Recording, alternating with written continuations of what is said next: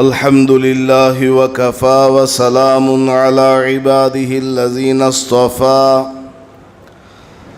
أما بعد فأعوذ بالله من الشيطان الرجيم بسم الله الرحمن الرحيم ألهاكم التكاثر حتى زرتم المقابر كلا سوف تعلمون ثم كلا سوف تعلمون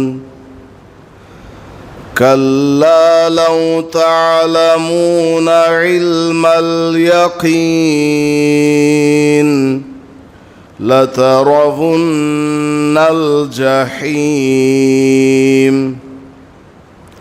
ثم لترونها عين اليقين ثم لتسألن يومئذ عن النعيم صدق اللہ العظیم۔ گزشتہ کل سورہ تکاثر کا دوسرا حصہ آپ کے سامنے بیان ہوا، جس میں یہ بات آئی تھی کہ انسان جن چیزوں کو اپنا سمجھتا ہے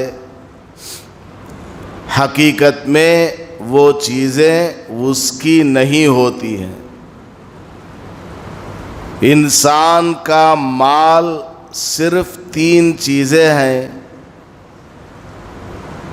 جو کھا کر کے اس نے ہضم کر دیا، جو پہن کر کے پرانا کر دیا، اور جو مال خرچ کر کے اچھے کاموں میں اس کا ثواب آخرت میں جمع کرا دیا۔ یہ اس کی حقیقت ہے۔ اس کے باوجود انسان مال کی حرص میں، لالچ میں پڑا رہتا ہے اور اس کی تمنائیں ختم نہیں ہوتی ہیں، یہاں تک کہ وہ زرتم المقابر، قبروں تک انسان پہنچ جاتا ہے، لیکن اپنی تمناؤں کو کم نہیں کرتا، حلال طریقے سے مال حاصل نہیں کرتا۔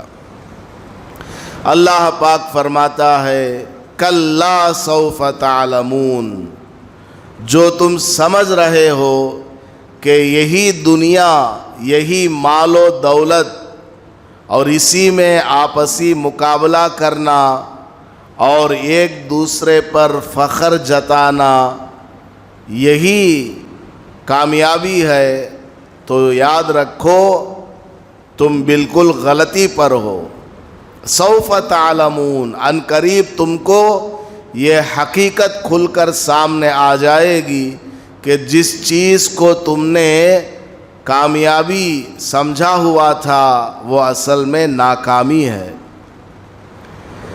ثم کلا سوف تعلمون، ایک بار اور سن لو کہ ان قریب تم کو پتہ چل جائے گا۔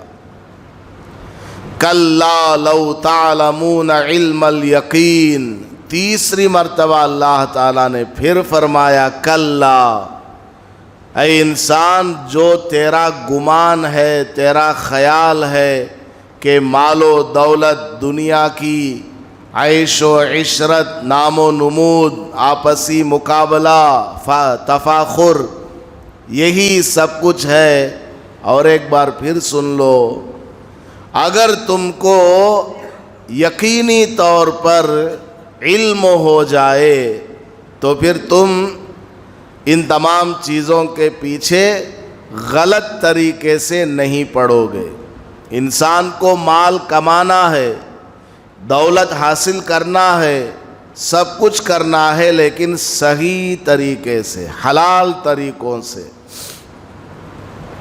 اگر تم کو حقیقت ان کی معلوم ہو جائے، یقینی علم تم کو آ جائے، تو پھر تم غلط راستوں پر نہیں جاؤ گے۔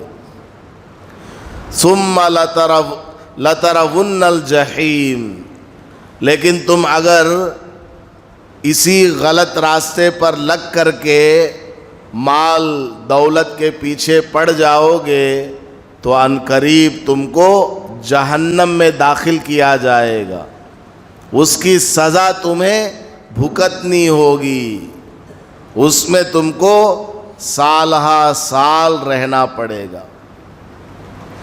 آگے اللہ پاک فرماتا ہے ثم لترونها عین الیقین، دنیا میں جنت اور جہنم کے بارے میں ہم قرآن سے سنتے ہیں یا رسول اللہ صلی اللہ علیہ وسلم کے فرمان سے سنتے ہیں کہ جنت ہے، جہنم ہے، آخرت میں فلاں فلاں اچھے کام پر نعمتیں ہیں، برے کام پر عذاب ہے۔ یہ ہمیں حضور کے بتانے سے اور قرآن کے بتانے سے ہمیں یقین ہوا۔ جب مر جائیں گے اور جنت میں یا جہنم میں پہنچ جائیں گے ہوگا، یعنی آنکھوں سے دیکھنے والا، آنکھوں سے دیکھنے والا علم حاصل ہو جائے گا۔ ابھی جو ہمارے پاس نالج ہے وہ صرف سنا ہوا ہے، دیکھا ہوا نہیں۔ جب وہاں چلے جائیں گے تو دیکھا ہوا نالج بھی آ جائے گا۔ جب ہم اس چیز کو دیکھ لیں گے پھر کوئی فائدہ ہونے والا نہیں، کوئی فائدہ ہونے والا نہیں ہے، کیونکہ ہم نے آخرت کو دیکھ لیا، جہنم کو دیکھ لیا، جنت کو دیکھ لیا۔ اب وہاں ہم تمنا کریں کہ اللہ تعالیٰ دنیا میں ہمیں پھر سے بھیج دے اور ہم اچھے کام کریں، نہیں ہونے والا، بالکل امپاسبل ہے۔ حتی یلج الجمل فی سم الخیاط، سوئی ہے، سوئی، سوئی کے سرے میں ایک سوراخ ہے جس میں دھاگا پرایا جاتا ہے۔ اللہ تعالیٰ فرماتا ہے اس سوئی کے سوراخ میں کوئی اونٹ گزر سکتا ہے کیا؟ کیمل، سوئی کے دھاگے میں، سوئی کے سوراخ میں دھاگا گزرے گا، کوئی جانور نہیں جا سکتا، اونٹ نہیں گزر سکتا۔ جس طرح سوئی کے سوراخ میں اونٹ کا داخل ہونا، گزر کر باہر آنا امپاسبل ہے، اسی طرح اے انسان تو مر جائے تو دوبارہ دنیا میں واپس آنا امپاسبل ہے۔ زندگی بس ایک مرتبہ ملتی ہے، اس کی قدر کر لو۔ اللہ نے جو نعمتیں دی ہوئی ہیں ان کا صحیح استعمال کرو۔ ثم لتسألن یومئذ عن النعیم، جب علم مشاہدہ ہو جائے گا، آنکھوں سے ہم عالم آخرت کو دیکھ لیں گے، دا نیکسٹ ورلڈ، اس کو دیکھ لیں گے نا، پھر کوئی عمل ہم نہیں کر سکتے۔ ایک بار سبحان اللہ پڑھنا چاہیں موقع نہیں دیا جائے گا، ابھی موقع ہے، پڑھ لو، ابھی موقع ہے، اچھے کام کر لو، جب تک سانس باقی ہے، زندگی باقی ہے۔ موت آ گئی پھر کچھ نہیں کر سکتے۔ موت آنے کے بعد کیا ہوگا؟ لَتُسْأَلُنَّ، لام تاکید کے لیے آتا ہے، پھر لاسٹ میں نون، لَتُسْأَلُنَّ، نون وہ بھی تاکید کے لیے آتا ہے، اس کے اوپر تشدید، لَتُسْأَلُنَّ یہ بھی تاکید کے لیے آتا ہے۔ تین تاکید کے ساتھ یہ سینٹنس اللہ تعالی ہمیں بیان کر رہا ہے، لَتُسْأَلُنَّ، اے انسان، ہر آدمی کو اللہ تعالیٰ کہہ رہا ہے کہ تم میں سے ہر ایک سے اس کو دنیا میں دی ہوئی نعمت کے بارے میں سوال کیا جائے گا۔ جو بھی آپ کے پاس اللہ کی دی ہوئی امانت ہے، نعمت ہے، ہر چیز کے بارے میں سوال ہوگا۔ اب آدمی بولتا ہے میرے کہنے کیا ہے گھر کو سوال پوچھنے اللہ کو، اللہ مجھے کیا دیا ہے؟ میرا خاص گھر نہیں ہے، خاص گاڑی نہیں ہے، بینک بیلنس نہیں ہے، سونا چاندی میرے پاس نہیں، جو کماتا ہوں شام کو ختم ہو جاتا ہے، میرے سے اللہ کیا بھی نہیں پوچھتا۔ لوگ اس خیال میں ہیں، وہ خیال دور کیجئے۔ حضرت محمد الرسول اللہ صلی اللہ علیہ وسلم کو ایک دن بہت بھوک لگی۔ اکثر آپ کی زندگی فاقوں میں گزرا کرتی تھی۔ ایک دن بہت زیادہ بھوک لگی تو آپ اپنے گھر سے بے چین ہو کر باہر نکل آئے، مدینے کی گلیوں میں نکل پڑے تو دیکھتے کیا ہے، حضرت ابو بکر رضی اللہ عنہ سامنے سے آ رہے، اور ان کو بھی بھوک لگی ہوئی تھی۔ حضرت ابو بکر رضی اللہ عنہ کو بھی بھوک لگی ہوئی تھی، گھر میں بے چینی سی ہو رہی تھی، وہ بھی نکل کر کے باہر آ گئے۔ حضور صلی اللہ علیہ وسلم نے جب حضرت ابو بکر کو دیکھا تو پوچھا، ارے ابو بکر، نہ ٹائم ہے نہ وقت ہے، کہاں جا رہا ہے؟ بے وقت تم گھر سے نکل کر کے کہاں جا رہے ہو؟ اب حضرت ابو بکر حضور سے اپنا بھوک چھپانا چاہ رہے تھے کہ کہیں میرے بھوک کو سن کر حضور کو تکلیف نہ ہو جائے کہ میں بھوکا ہوں، بھوک لگ رہی ہے، گھر میں بیٹھا بیٹھا نہیں ہو پایا تو باہر نکل آیا۔ تو بھوک کو چھپانے کے لیے حضرت ابو بکر رضی اللہ عنہ نے کیا کہہ دیا، یا رسول اللہ، آپ کا دیدار کرنے کو دل چاہا تو آ گیا، بس آپ کو دیکھنے دل چاہا تو میں گلی میں نکل پڑا ہوں۔ حضور نے فرمایا ٹھیک ہے، آگے بڑھے۔ حضرت عمر رضی اللہ تعالیٰ عنہ آئے راستے میں، ان کو بھی بھوک لگ رہی تھی۔ دیکھو تینوں کیسے دوست ہیں، تینوں کے گھر کا یہی انداز ہے، نہ یہاں کھانے کو ہے، نہ وہاں ہے، نہ وہاں ہے، لیکن تینوں کے تینوں اسلام کو پھیلانے کے لیے، لوگوں کو جنت کی طرف دعوت دینے کے لیے کام پہ لگے ہوئے۔ حضرت عمر فاروق رضی اللہ تعالیٰ عنہ آ رہے تھے، حضور نے پوچھا، اے عمر کیا ہوا، بے وقت تم گھر سے نکل پڑے، کہاں جا رہے ہو؟ اب حضرت عمر رضی اللہ تعالیٰ عنہ تو ڈیر اینڈ ڈیش ہے، وہ جو بھی ہے منہ پہ بول دیتے ہیں۔ حضرت عمر رضی اللہ تعالیٰ عنہ نے کہہ دیا، یا رسول اللہ کیا بتاؤں، بہت زبردست بھوک لگی ہوئی ہے، بھوک کی وجہ سے میں آ گیا۔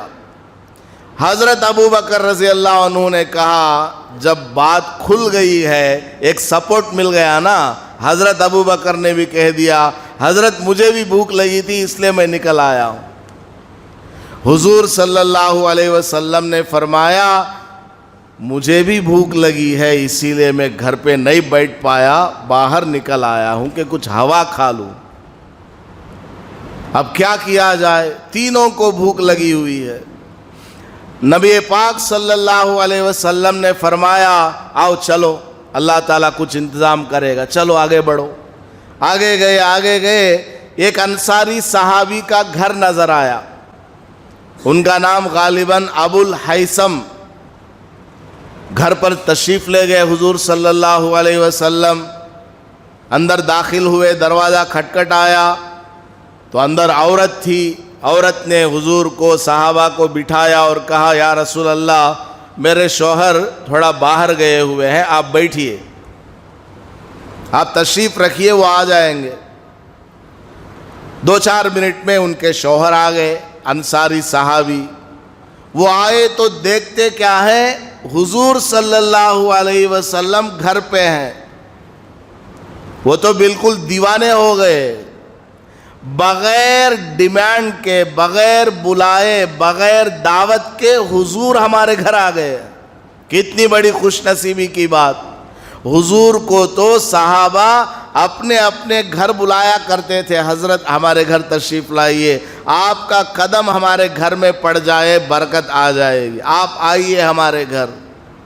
لیکن حضور صلی اللہ علیہ وسلم ہر کسی کے گھر نہیں جاتے تھے، وقت نہیں ملتا تھا، کسی وجہ سے نہیں جاتے تھے لیکن کم۔ تو وہ صحابی بہت خوش ہو گئے کہ میرے گھر آج سرکار دو عالم صلی اللہ علیہ وسلم تشریف لائے۔ انہوں نے کہا حضرت یہاں گھر میں کیا ہے؟ باغیچے میں چلیے، اندر کھجور کا باغیچہ ہے، اندر چلیے۔ باغیچے میں لے گئے حضور صلی اللہ علیہ وسلم کو، اور درخت کے نیچے ٹھنڈی ٹھنڈی ہوا آ رہی ہے، دسترخوان بچھایا، حسیر بچھائی کہ آپ یہاں بیٹھیں، میں آپ کے لیے تازہ عمدہ کھجور توڑ کر کے لاتا ہوں۔ اور گئے، بہترین کھجوروں کا ایک خوشہ پورا کا پورا ڈھالی توڑ کر کے لا کر کے رکھا، اور کنویں سے ٹھنڈا پانی لا کر کے رکھا۔ حضور صلی اللہ علیہ وسلم نے ان سے پوچھا، ارے بھائی پکے ہوئے کھجور توڑ کر کے لاتے، یہ کیا تم نے پورا ڈھالی ہی توڑ کر کے لائے؟ انہوں نے کہا یا رسول اللہ، آپ کو پکا اچھا لگے تو پکا کھائیے، کچا اچھا لگے تو کچا کھائیے۔ کوئی آدمی پکی کھجور پسند کرتا ہے، کوئی آدھا پکا آدھا کچا کھجور پسند کرتا ہے، جو آپ کو پسند ہے۔ میرے دل نے کہا کہ A to Z لے کر آؤ، جو آپ کو پسند ہے آپ نوش فرما لیں۔ حضور صلی اللہ علیہ وسلم کھانے لگے، حضرت ابو بکر کھانے لگے، حضرت عمر کھانے لگے، ٹھنڈا پانی پی رہے ہیں۔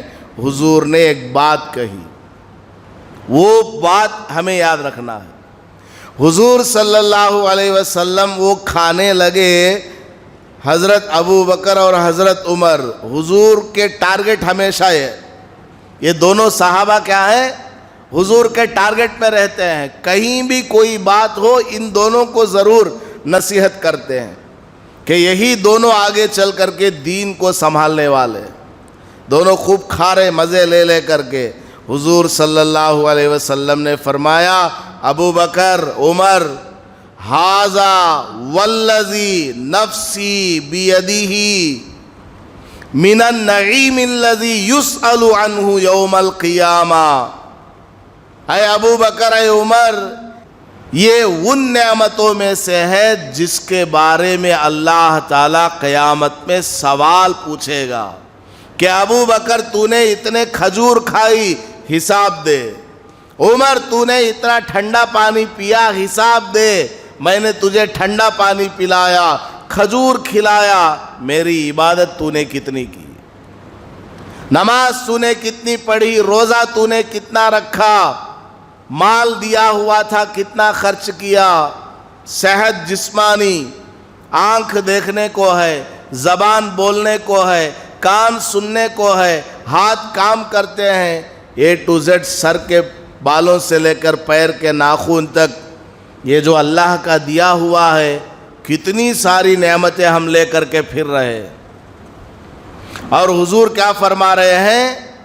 یہ جو گفٹ میں ملا ان کو، وہ بھی پریشانی کے عالم میں ملا، بہت زیادہ تڑپ کی حالت میں ان کو کھانے کے لیے کھجور ملا، کوئی بریانی نہیں، بہترین روٹی شوربہ نہیں، کھجور اور ٹھنڈا پانی ملا۔ آپ صلی اللہ علیہ وسلم نے فرمایا، ظل بارد، سایہ ایک دم درخت کا ٹھنڈا مل گیا، تازہ کھجور مل گئے، وماء بارد، ٹھنڈا پانی مل گیا۔ اے ابو بکر و عمر، قیامت میں اللہ تعالیٰ ان نعمتوں کے بارے میں بھی سوال کرے گا۔ اب اندازہ لگا لیجئے ہمارے پاس کتنی ساری نعمتیں ہیں۔ ہم جو سمجھتے ہیں کہ ہم سے اللہ تعالیٰ کچھ نہیں پوچھے گا، ہمارے پاس کچھ نہیں ہے، ہم بالکل غلط خیالی میں ہیں۔ ڈیلی ہمیں کتنا کھانے کو مل رہا ہے، ڈیلی ہمیں کتنا پینے کو مل رہا ہے، قسم قسم کی چیزیں کھانے کے لیے، پینے کے لیے، آرام اور راحت کا سامان۔ وہ لوگ ہزار ہزار کلومیٹر پیدل چل کر کے جہاد کرتے تھے، ہم ہزاروں کلومیٹر کا سفر ایروپلین میں بیٹھ کر گھنٹوں میں پورا کر دیتے ہیں۔ کیسی نعمتیں ہم کو حاصل ہوئی ہیں۔ 20-20 ہزار کلومیٹر دور کوئی آدمی ہے، ابھی فون اٹھاؤ، 1 سیکنڈ میں اس سے بات کرو۔ مکہ مکرمہ سے مدینہ منورہ کوئی پیغام بھیجنا ہوتا، 1 مہینہ لگ جاتا، 15 دن لگ جاتا، گھوڑے کو دوڑاؤ جب جا کر کے وہ خط پہنچے گا وہاں۔ کتنی ساری نعمتوں کو ہم استعمال کر رہے ہیں، اس لیے ہمیں اپنی نعمتوں کی قدر کرنی چاہیے۔ تو اللہ پاک نے فرمایا تمہارے پاس موجود نعمت، سورت کے شروع میں نے بتایا نا کہ لوگ آپس میں ڈیبیٹ کیا کرتے تھے مکہ مکرمہ میں، 2 خاندان والے، کہ میرے پاس اتنا مال ہے، تیرے پاس اتنا کم ہے، میرے پاس کھیت اتنے ہیں، تیرے پاس اتنے نہیں ہے۔ یہ جو تم اللہ کی دی ہوئی نعمتوں کے بارے میں ایک دوسرے پر فخر کرتے ہو، مقابلہ کرتے ہو، تقابل کرتے ہو، یہ جتنی نعمتیں ہم نے تم کو دی ہے نا، ان کے بارے میں قیامت میں تم سے سوال کیا جائے گا، سوال پوچھا جائے گا۔ حتیٰ کہ حدیث میں آتا ہے اور علماء نے فرمایا ہے، وضو کرنے کے لیے آدمی کو جتنے پانی کی ضرورت ہے اس سے زیادہ خرچ کرے گا، اس پر بھی سوال پوچھا جائے گا۔ 3 مرتبہ ہاتھ دھونے کو کہا گیا، آپ کا ہاتھ 3 مرتبہ میں دھل گیا، اب 4تھی مرتبہ دھوئیں گے تو وہ فضول ہوگا۔ اگر نہیں دھلا تو آپ 4تھی بار بھی دھو سکتے ہیں، اگر دھل گیا تو اب ایکسٹرا پانی استعمال کرنا یہ کیا ہوگا؟ فضول ہوگا۔ جو کھانا ہم کھاتے ہیں، بنا لیا اتنا سارا، کھایا اتنا تھوڑا، تو بنانا بھی اتنا ہی تھوڑا چاہیے تھا۔ جو ویسٹ جائے گا نالیوں میں ادھر ادھر، سوال پوچھا جائے گا ایک دانے کے بارے میں۔ اور یاد رکھیے، آج کل جو شادیوں میں کھانے بن رہے ہیں، 15 قسم کا کھانا ٹیبل کے اوپر، جا کر بیٹھتے ہی بریڈ دے دیا، اس کے بعد میں پوری دے دیا، اس کے بعد میں روٹی بھی دے دیا، سیوئی بھی دے دیا، پھر وہ جھاڑو کاڑا میں چبا کو کباب دے دیا، مچھلی بھی لا کر کے رکھ دیا، پھر مٹن بھی آیا، بریانی بھی ہے، اور پھر وہ چکن کا بھی 2-3 قسم کا تلا ہوا، یہ سب لا کر کے یہاں رکھتے ہیں۔ میٹھا بھی 2-3 قسم کا ہے، کولڈ ڈرنک بھی 2-3 قسم کا ہے، اتنے سارے آئٹم یہاں لا کر کے رکھتے ہیں، جبکہ آدمی اس میں سے صرف 30-40% کھاتا ہے، باقی سب پلیٹ میں آدھا، دسترخوان پر آدھا پڑا ہوا رہتا ہے۔ پانی کا باٹل، 20 روپے کا باٹل آپ کے پاس لا کر کے رکھا، اس میں پیتا ہے مشکل سے 1/4 یا آدھا باٹل پیتا ہے، آدھا چھوڑ دیا، اب اس کے اٹھا کر کے وہ کام والے بکیٹ میں ڈال دیتے ہیں، اس کو پھینک دیا جاتا ہے۔ یاد رکھیے گا، ایک قطرے کے بارے میں سوال کیا جائے گا، ایک گوشت کا ٹکڑا جس کو ضائع کیا گیا، ضرورت نہیں تھی، ہرس میں ڈال لیا، پلیٹ آتے ہی فوراً پورا انڈل لیتا، کھاتا نہیں ہے، پیٹ میں بھوک نہیں ہے، آنکھ میں بھوک ہے، پورا پلیٹ سے اتار لیتا، پورے نٹا بولٹا پورے اس میں سامنے والے کو خالی برتن دیتا، ڈال لے چاول، اور جلدی جلدی گوشت ختم کر دیتا، چاول کے نیچے چھپا لیتا، دوسرا پلیٹ آتے ہی ادھر لاؤ کر کے پھر اتار لیتا۔ اس طرح کر کے کھانا کھاتا ہے اور آخر میں سارا چاول چھوڑ کے چلا جاتا ہے۔ پتہ نہیں کس آدمی نے اس طرح کا بیکار کا سسٹم شروع کیا ہے۔ कैटरिंग वाला खाना जिसमें गैर सप्लाई करते हैं, वो पाक है नापाक है कुछ मालूम नहीं। दूसरा, हमारी औरतों के पास बहुत ये चक्कर लगाते हैं, होना क्या करके पूछते हैं। बेपर्दगी, हमारे औरतों को बुरी नज़र से देखा जाता है, लेकिन आदमी को कोई शर्म नहीं, कोई हया नहीं। पैसा बहुत है, नोट बहुत छापता है, इधर से उधर से आर्डर दे दिया कैंटीन में, और उसने कहा कि आ जाओ खाना डालो आ करके। यही तो हो रहा है ना, उनके हाथों से हमको खिलाया जा रहा, आपको खिलाया जा रहा। क्या रिश्तेदार मिल करके खाना नहीं खिला सकते?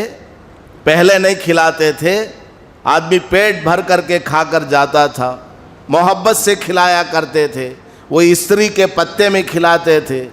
अब जितने भी प्लास्टिक के प्लेटा में खाते ही उसकी वजह से कैंसर की बीमारियां आ रही है, बदहजमी, इंडाइजेशन, पता नहीं क्या क्या बीमारियां ये सब आ रही हैं। प्लास्टिक के ग्लास में खाना पीना, पूरा पहले का सिस्टम वापस लेकर के आओ, इन्वेंट करो। आप लोग ऐसी शादी करो अपने घरों में कि 30 साल पहले का जो सिस्टम था बड़ों का, वो वापस लेकर के आओ, लोग आपकी तारीफ करेंगे, लोग खुश होंगे, वाह क्या स्पेशल दावत है तुम्हारी। और शादियों के अंदर ये जो खाने वगैरह ज़ाया होते हैं ना, इस कदर खाना ज़ाया होता है कि वो सारे खाने को अगर जमा किया जाए तो एक और शादी की जा सकती है, एक और शादी की जा सकती है। तो कैटरिंग वगैरह के पीछे नहीं पड़ना चाहिए। अपने रिश्तेदारों में नौजवान हैं, सबको बुला लो, उसमें कुछ गरीब भी होंगे, साइड में ले जा करके 1000 रुपए दे दो, 500 पकड़ा दो, बेटा तेरे लिए इनाम है, कल खूब काम करना, उसके बाद भी इनाम देंगे, खुश हो जाएगा वो। नहीं तुमने नहीं दे तो भी चलता, हमें काम करते हैं, ऐसा बोलेगा। क्या पहले नहीं करते थे? सब करते हैं। अगर आप करना शुरू कर देंगे तो फिर आपके घरों में दूसरे लोग भी करेंगे। हम खुद किसी के घर में काम नहीं करते, इसलिए हमारे घरों में कोई काम नहीं करता। खैर, अल्लाह ताला ने हमें जो भी नेमत अता फरमाई है, इस नेमत का शुक्रिया अदा करना, उस नेमत को सही इस्तेमाल करना, वरना क़यामत में हिसाब देना हमारे लिए भारी पड़ जाएगा। अल्लाह पाक हमें समझने की और अमल करने की तौफ़ीक़ अता फ़रमाए। आमीन। व आखिरु दावाना अनिल हम्दुलिल्लाहि रब्बिल आलमीन।